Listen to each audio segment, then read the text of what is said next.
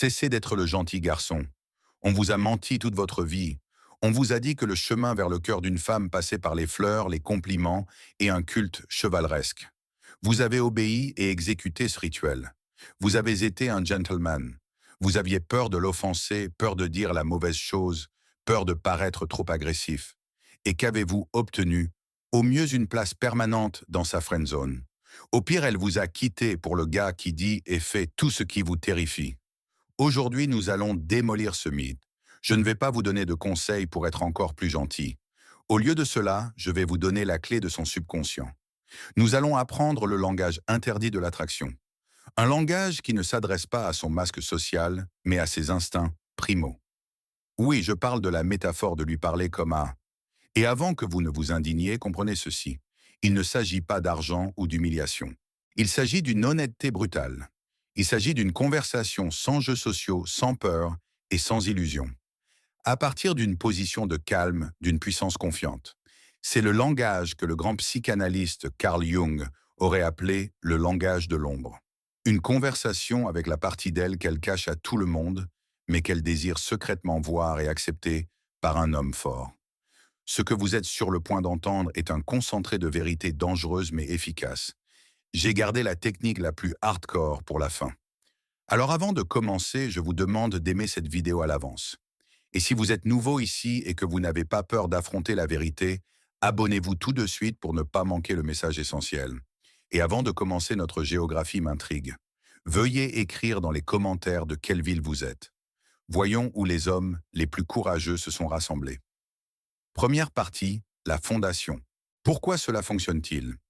Pour comprendre pourquoi cette approche apparemment choquante fonctionne sans faute, nous devons creuser plus profondément que la moralité superficielle. Nous devons descendre dans le sous-sol de la psyché humaine, dans un lieu régi non par les normes sociales, mais par des instincts aussi vieux que le temps lui-même. Et ici, deux phénomènes psychologiques puissants nous attendent, la fatigue du masque et l'instinct de soumission. Le premier mécanisme est la fatigue du masque. Qu'est-ce que c'est? C'est le rôle social de la bonne fille que la société impose à une femme depuis l'enfance. Être agréable, poli, non conflictuelle, toujours douce. Carl Jung aurait appelé cela la persona, l'image idéalisée que nous présentons au monde. Mais porter ce masque est un travail épuisant, éreintant. Il exige une tension mentale colossale, une suppression constante de ses véritables désirs, émotions et fantasmes sombres. À l'intérieur de chaque bonne fille vit son ombre, une partie sauvage, libre, impulsive qui étouffe sous le poids des attentes sociales. Et c'est là que vous intervenez. Non pas vous, le gentil garçon qui essaie d'interagir poliment avec son masque, sa persona, mais vous, l'homme qui voit clair en elle. Votre langage direct, confiant, légèrement arrogant, n'est pas une insulte. C'est une clé. C'est la permission non verbale qu'elle attendait toute sa vie. La permission d'enlever ce maudit masque et au moins pour un temps de cesser d'être bonne. Votre comportement lui dit « Je vois ton côté sombre. Je n'en ai pas peur et il me plaît. » Et c'est un aphrodisiaque puissant, car pour la première fois depuis longtemps, quelqu'un ne parle pas à son avatar social, mais à elle, la vraie. Elle ne veut pas que vous jouiez avec son masque. Elle rêve secrètement que vous le lui arrachiez. Le deuxième mécanisme est l'instinct de soumission. Soyons honnêtes et jetons les conventions politiquement correctes modernes. Il ne s'agit pas d'humiliation ou d'esclavage. Il s'agit de biologie. La psyché féminine a évolué au fil de milliers d'années dans des conditions où la survie dépendait du choix du leader le plus fort, le plus confiant. Un homme qui sait ce qu'il veut et n'a pas peur de le prendre. Cet instinct n'a pas disparu. Il est juste endormi, bercé par la civilisation. Et il s'éveille quand une femme sent, non pas un suppliant hésitant, mais une force calme et inébranlable. Comment cela fonctionne-t-il sur le plan linguistique? Quand vous lui parlez de manière indécise en utilisant des intonations interrogatives, peut-être pourrions-nous sortir un de ces jours? Aimerais-tu vous diffuser de la faiblesse? Vous reportez la responsabilité de la prise de décision sur elle. Mais lorsque vous utilisez des commandes directes et ludiques, dont nous discuterons plus tard, vous faites le contraire. Vous démontrez que le leader ici, c'est vous. Vous lui retirez ce fardeau de responsabilité. Et pour son subconscient, c'est un soulagement massif. Cela déclenche un ancien mécanisme. Je suis en sécurité avec lui. Il sait où nous allons. La plus grande erreur ici est de confondre la dominance calme avec l'agression hystérique. L'agression est toujours un signe de peur et de faiblesse. La vraie dominance est détendue et confiante. Votre certitude verbale n'est pas un ordre. C'est une démonstration de force qui active son désir subconscient primaire de vous suivre. Deuxième partie, 10 techniques du langage interdit. Maintenant que nous avons posé les bases, passons aux outils. Ce ne sont pas de simples phrases. Ce sont des clés qui déverrouillent son subconscient. Chaque technique est une frappe contre son masque social et un appel direct à sa nature animale et instinctive. Utilisez-les non pas comme un acteur, mais comme un chirurgien avec précision calme et une compréhension totale de ce que vous faites. Technique 1. Parlez de désir, pas de sentiment. C'est un changement de paradigme fondamental. Les gentils garçons parlent le langage des sentiments. Tu me plais. Je passe un bon moment avec toi. Ce langage vise son ego, son moi social. Il est surpoli et complètement asexué. Le langage interdit est le langage du désir. Au lieu de « tu me plais », vous la regardez dans les yeux et déclarez calmement et factuellement « je te désire ». Quelle serait la différence? Tu me plais est une demande de réciprocité. Je te désire est une déclaration de fait. C'est le langage de sa libido, comme dirait Freud. C'est le langage de ça la partie primale de la psyché qui ne connaît pas les normes sociales. Cela choque sa logique mais active directement son corps. Vous ne demandez pas la permission. Vous déclarez votre intention. C'est une position de force, pas de faiblesse. Technique 2. Utilisez des compliments directs et sales. Les compliments standards sont morts. Tu as de beaux yeux. Tu as un beau sourire. C'est du bruit blanc. Elle l'a entendu 1000 fois. Ce sont des compliments à sa persona, son masque. Un compliment sale vise plus profondément. Il cible non pas son apparence, mais son énergie, son essence animale. Au lieu de « tu as de beaux yeux », vous faites une pause. Vous la regardez un peu plus longtemps que d'habitude et dites à voix basse « tu as une énergie folle. Je n'arrête pas de penser à ce que nous pourrions faire avec elle. » Cela la déstabilise. Vous ne louez pas sa robe. Vous louez son essence. Vous ne parlez pas de ce que vous voyez, mais de ce que vous ressentez et désirez. Cela crée une tension sexuelle instantanée parce que vous envahissez son espace de fantasme intime. Technique 3. Donnez des commandes directes mais ludiques. Comme nous l'avons déjà dit, une femme recherche inconsciemment un leader. Les commandes sont le langage du leadership. Mais c'est une ligne très fine. Nous ne parlons pas des ordres d'un sergent instructeur. Nous parlons de commandes ludiques courtes, prononcées avec un léger sourire et une confiance absolue. Au lieu de demander « peut-être pourrais-tu te rapprocher un peu », vous lui touchez simplement la main légèrement et dites « viens ici ». Au lieu de « peut-être devrions-nous aller chez moi », vous terminez votre café, vous vous levez et dites « on y va ». Ce n'est pas une question, c'est une affirmation. Vous lui retirez le fardeau du choix et ouvrez la voie. C'est incroyablement sexy car vous montrez que vous avez un plan et que vous n'avez pas peur d'agir. Vous menez, elle suit. C'est la polarité primale qui crée l'attraction. Technique 4. Appeler un chat un chat. C'est la technique la plus perçante et la plus puissante. La société a créé des centaines d'euphémismes fleuris pour tout ce qui touche au sexe. Ces mots font partie du jeu social, partie du masque. Un homme qui n'a pas peur d'appeler les choses par leur nom réel démontre une liberté absolue par rapport aux tabous et aux peurs sociaux. Il montre que pour lui, ce sujet n'est pas un secret honteux, mais une partie naturelle de la vie. Quand au bon moment dans une conversation vous remplacez le coquet, faire l'amour par un mot direct mais non vulgaire qui décrit l'acte lui-même, vous créez l'effet d'une bombe. Cela choque sa persona de bonne fille, mais excite follement son ombre. Il est crucial de comprendre. Cela ne devrait pas ressembler au vocabulaire d'une star du porno. Cela doit être dit calmement, comme si c'était la chose la plus naturelle du monde. Cette franchise montre que vous êtes un homme qui ne joue pas à des jeux et n'a pas peur de la réalité. Et un tel courage est un fétiche majeur pour une femme qui est fatiguée des garçons infantiles. C'est pour ce genre de franchise et d'authenticité que vous venez sur notre chaîne. Nous ne jouons pas à des jeux ici. Nous allons au cœur du problème. Si c'est l'approche que vous recherchiez, c'est le meilleur moment pour vous abonner. Technique 5. Changez soudainement le ton de votre voix. Votre voix est votre instrument le plus important. Dans une conversation normale, vous pouvez parler avec votre ton habituel. Mais au moment où vous voulez transmettre une pensée clé et intime, vous faites une chose simple. Vous baissez brusquement votre ton et votre volume presque jusqu'au chuchotement. Par exemple, vous discutez de quelque chose de neutre et au milieu d'une phrase, vous faites une pause, vous vous penchez un peu plus près et dites presque dans un murmure: «Mais sais-tu à quoi je pense vraiment en ce moment?» Cette technique fonctionne à un niveau purement physiologique. Une voix basse et veloutée est perçue comme un signe de taux élevé de testostérone, un signe masculin. Et un chuchotement crée un effet de secret et d'intimité. Il la force à écouter attentivement et concentre involontairement toute son attention sur vous. Vous créez artificiellement une bulle intime, juste pour vous deux, même si vous êtes entouré de gens. Technique 6.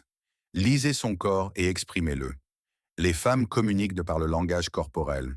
Souvent, ces mots disent non quand tout son corps crie oui. Un homme qui peut voir cela et surtout n'a pas peur de l'exprimer obtient un avantage total. Quand vous la voyez se recoiffer, se lécher les lèvres, sa respiration devenir plus profonde, vous ne l'ignorez pas. Vous la regardez dans les yeux et déclarez calmement: «Je vois à quel point tu apprécies cela.» Ou «Ton corps me dit oui, même si tu es encore silencieuse.» C'est désarmant. Vous montrez que vous voyez clair en elle, que vous ne pouvez pas être dupé par son masque social. Vous communiquez directement avec son subconscient. Cela crée un sentiment de connexion profonde, presque mystique.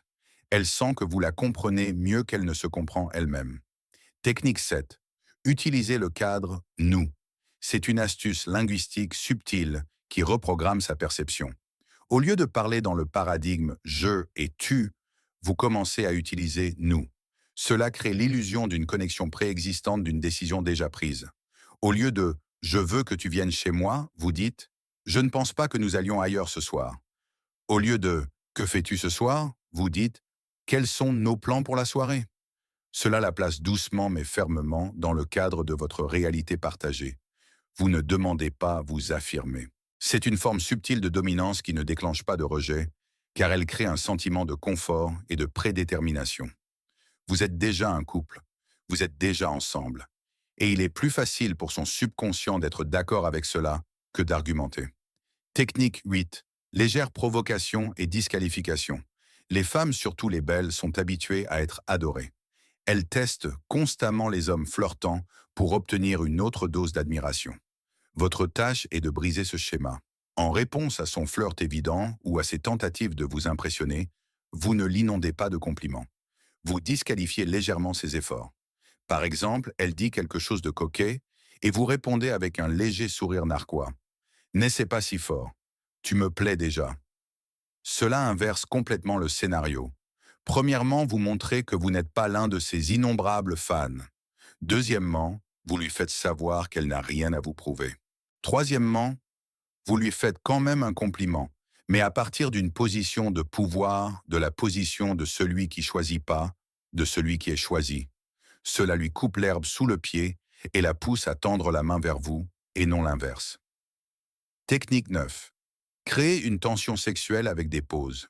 Une pause après une phrase sale ou provocante est un amplificateur puissant. Un gentil garçon, après avoir dit quelque chose d'audacieux, aura immédiatement peur et commencera à s'excuser ou à rire pour relâcher la tension. Un homme fort fait le contraire. Il lance une phrase chargée dans l'espace comme «Tu n'as aucune idée de ce que je veux te faire», puis il se tait. Il fait une pause de 3, 4, 5 secondes et se contente de la regarder dans les yeux sans rompre le contact visuel et avec assurance. Le silence est assourdissant. Dans cette pause, son cerveau logique s'éteint et son imagination commence à s'emballer. Elle commence elle-même à peindre les scénarios les plus audacieux. Vous lui donnez l'espace pour plonger dans cet état par elle-même. Votre silence et votre regard direct sont une démonstration de confiance totale en vos paroles et en vous-même. Technique 10. Exprimer ses pensées interdites. C'est le niveau supérieur. Cela demande de l'observation et du courage. Au moment où vous sentez une tension maximale, quand elle vous regarde avec ce regard, vous n'attendez pas qu'elle agisse. Vous faites un mouvement préventif et exprimez ce qu'elle pense probablement, mais a peur de dire. Vous la regardez et dites d'une voix calme et confiante: «Je sais ce que tu penses en ce moment et ça me plaît.» Ou même plus audacieux: «Tu veux que je t'embrasse?» Cela lui retire la responsabilité. Vous lui donnez la permission de désirer l'interdit. Vous montrez que ses pensées sales, sont normales pour vous. Vous ne jugez pas son ombre, vous l'accueillez. Et quand une femme rencontre un homme qui n'a pas peur de son obscurité, mais est attiré par elle, elle est prête à le suivre n'importe où. Troisième partie, erreur fatale. Comment ne pas tout gâcher?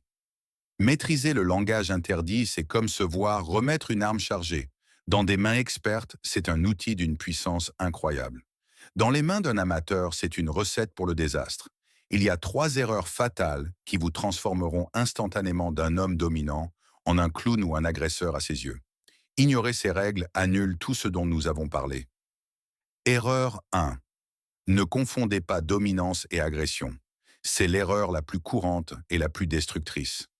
Un débutant entendant parler du langage de la puissance commence à être impoli, insultant et humiliant une femme pensant que c'est de la dominance. C'est un malentendu colossal.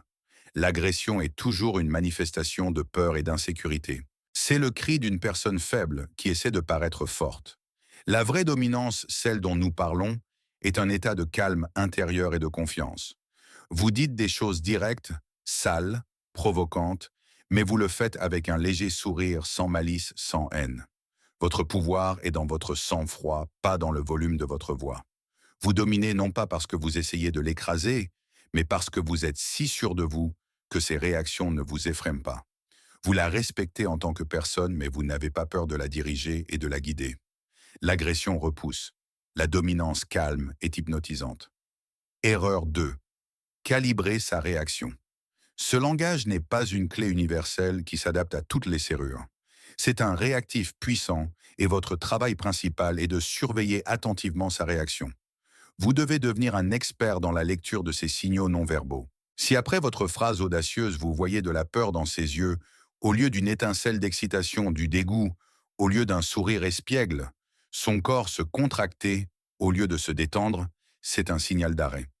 Cela signifie que vous êtes allé trop loin ou que cette femme en particulier n'est pas prête pour ce type de communication. Un homme intelligent se retire immédiatement, change de sujet pour quelque chose de neutre, fait une blague. Il montre qu'il contrôle la situation et n'a aucune intention de franchir ses limites. Un idiot continuera à pousser, aggravant les choses. Rappelez-vous, le but est de réveiller son ombre, pas de la traumatiser. Votre force réside non seulement dans votre assurance, mais aussi dans votre sensibilité. Erreur 3. N'en faites pas un numéro de clown. C'est l'erreur clé qui tue toute attraction à la racine. Un homme regarde trop de films pour adultes ou lit des forums de pick-up artistes bon marché et commence à jouer un rôle. Il dit des phrases sales, d'une voix théâtrale. Factice, adopte des poses non naturelles, essaie d'agir comme un mâle alpha. De l'extérieur, cela semble pathétique et ridicule. Une femme lit instantanément cette fausseté. Le langage interdit ne fonctionne que s'il vient de votre état naturel et confiant. Votre ton doit être calme, régulier, peut-être un peu plus bas que d'habitude, mais il doit être le vôtre. Ces phrases ne sont pas des formules magiques qui fonctionnent seules. Elles ne sont qu'une extension de votre force intérieure et de votre liberté. Si cette force n'est pas là, les mots seront vides. Alors avant d'appliquer ces techniques, travaillez sur votre confiance intérieure. Ne jouez pas un rôle. Soyez l'homme qui n'a pas besoin de jouer un rôle. Conclusion. La permission d'être elle. Distillons tout ce qui a été dit en une seule conclusion cristalline. Tout ce langage interdit que nous avons disséqué aujourd'hui ne concerne pas vraiment un ensemble de phrases astucieuses ou de techniques manipulatrices. Si vous l'avez pris de cette façon, vous avez manqué tout l'intérêt. Ce n'est pas un manuel sur la façon de devenir un salaud ou un séducteur cynique. C'est une feuille de route vers la forme de force masculine la plus profonde et la plus souhaitable, le pouvoir d'accorder la libération. Pensez à cette idée. Le monde moderne exige plus que jamais qu'une femme soit parfaite. Les médias sociaux, les magazines glacés, l'opinion publique, tout cela crée une pression insupportable, la forçant à porter cette persona dont parlait Carl Jung, le masque de la bonne fille réussie, polie, propre, non conflictuelle et asexuée. Ce masque lui pousse sur le visage et avec le temps, elle commence elle-même à craindre ce qui se trouve en dessous son ombre, ses véritables désirs primaux et sales. Elle a peur que si quelqu'un voit la vraie elle, il sera horrifié et la rejettera. Et c'est la clé de tout. Le gentil garçon, le gentleman, communique avec ce masque. Il a peur de l'offenser, ce qui signifie qu'il a peur de la vraie elle. Il lui dit inconsciemment: S'il te plaît, reste dans ton rôle. Sois agréable. Ne me montre pas ton obscurité, ça me fait peur. Mais l'homme qui manie le langage interdit fait exactement le contraire. Avec chaque phrase audacieuse, chaque regard confiant, il lui envoie un message complètement différent. Je vois ce qui se cache sous ton masque. Je sais que tu n'es pas si simple et propre. Je sens ton ombre, ta nature sauvage. Et non seulement cela ne m'effraie pas, mais ça me rend fou. C'est la forme ultime d'acceptation. Vous devenez plus qu'un simple prétendant pour elle. Vous devenez la seule personne en présence de qui elle peut enfin respirer. Elle peut arrêter de jouer. Elle peut être elle-même passionnée, imparfaite. Vous lui donnez la chose la plus précieuse qu'un homme puisse donner à une femme, pas des fleurs ou des diamants, mais une permission. La permission d'être elle-même. Vous lui retirez le fardeau du poids de la honte sociale qui a duré des années pour ses vrais désirs. Et quand une femme reçoit un tel cadeau, sa gratitude ne connaît pas de limite. Ce n'est plus juste un coup de cœur ou une attraction. C'est un attachement profond, presque animal, à celui qui l'a libérée de la prison de sa propre gentillesse. C'est pourquoi elle ne veut pas d'un prince. Son masque, sa programmation sociale, a besoin d'un prince. Son âme, ses instincts, aspirent à un homme qui n'a pas peur. Pas peur d'elle, pas peur de ses désirs, et surtout pas peur de lui-même. En apprenant, et plus important encore, en ressentant ce langage, vous obtenez la clé non seulement de son corps, vous obtenez l'accès à son âme. Et pour cette libération, pour ce courage de voir la vraie elle, elle sera prête à vous suivre jusqu'au bout du monde. C'est la vraie puissance basée non pas sur la force, mais sur l'acceptation. Aujourd'hui, nous avons étudié le langage interdit des mots, mais les mots ne sont que la moitié du code d'accès. L'autre moitié, ce sont les signaux non verbaux, le langage corporel. Dans la prochaine vidéo, nous allons décortiquer le langage corporel de l'homme dominant. Comment montrer qui commande d'un seul regard, geste et silence? Pour avoir la vue d'ensemble complète et ne pas manquer ce décryptage crucial, assurez-vous que vous êtes abonné et assurez-vous d'activer la cloche de notification.